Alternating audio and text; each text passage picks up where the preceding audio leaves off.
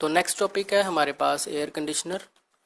Air conditioner के function क्या हैं? एक तो ये हमारे आसपास जो हॉट एयर है उसको एब्जॉर्ब करेगा और उसके टेम्परेचर को क्या है, लो डाउन कर देगा, और जो मॉइस्चर कंटेंट मौजूद है उसके अंदर उसको भी एब्जॉर्ब करेगा और एयर को, आसपास की एयर को ड्राई कर देगा।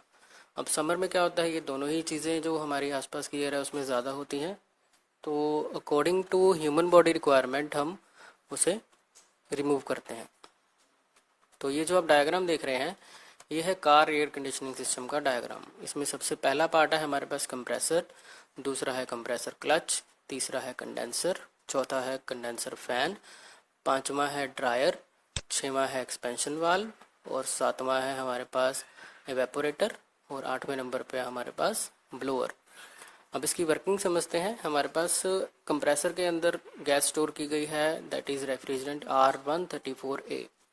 कंप्रेसर क्या करता है, इसको कंप्रेस करता है और गैसियस फॉर्म से लिक्विड फॉर्म में कन्वर्ट करता है। तो जब भी हम गैस को कंप्रेस करेंगे तो उसका प्रेशर इंक्रीज़ होगा, प्रेशर के साथ साथ क्या है, टेम्परेचर भी इंक्रीज़ हो जाता है।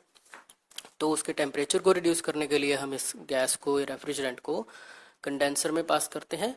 कंडेंसर क्या है, एक तरह का हीट एक्सचेंजर है जो कि रेफ्रिजरेंट की हीट को एटमॉस्फेयर को छोड़ता है। अब इसे ठंडा करने के लिए इसके पीछे हमने एक फ़ैन लगाया होता है जिसे कंडेंसर फ़ैन कहते हैं।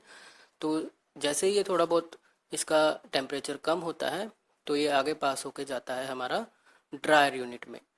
अब ड्रायर यूनिट में क्या होगा, जो भी इसमें थोड़ा बहुत मॉइस्चर कंटेंट बाकी है वो हम क्या करेंगे, इसमें रिमूव करेंगे। इसके बाद हमारे पास है एक्सपेंशन वाल्व। तो एक्सपेंशन वाल्व में क्या चीज़ एंटर होगी, liquid state gas with high pressure. ठीक है, यहाँ पे इसका टेम्परेचर तो हमने कम कर दिया था लेकिन प्रेशर अभी भी इसका ज़्यादा है, तो इसके प्रेशर को कम करने के लिए हमने क्या लगाया है, एक्सपेंशन वाल्व लगाया है। एक्सपेंशन वाल्व से क्रॉस होने के बाद ये लिक्विड फॉर्म में होगा और इसका टेम्परेचर जो है वो कम हो चुका होगा। ठीक है, तो टेम्परेचर कम होने के बाद हम इसको कहाँ भेजेंगे, एवेपोरेटर में। एवेपोरेटर में क्या होगा, ये कैबिन की हीट को एब्जॉर्ब करेगा।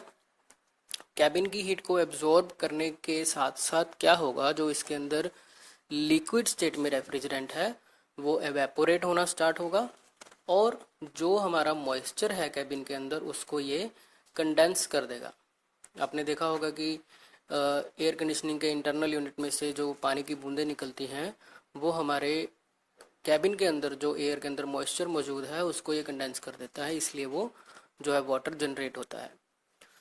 तो उसके बाद जो एवेपोरेटर में हमारे पास पास आउट होगा आगे कंप्रेसर की तरफ, तो वो क्या होगा, हमारे पास लो प्रेशर गैसियस स्टेट में हमारे पास जो है रेफ्रिजरेंट होगा, उसे हम दोबारा कंप्रेसर में भेजते हैं। तो इस तरह से एयर कंडीशनिंग का ये साइकिल सारा रन करता है। ब्लोअर क्या करता है, इसको प्रेशराइज करके एयर को कैबिन के अंदर भेजता है, एवेपोरेटर से ठंडी हवा को कैबिन के अंदर सप्लाई करता है।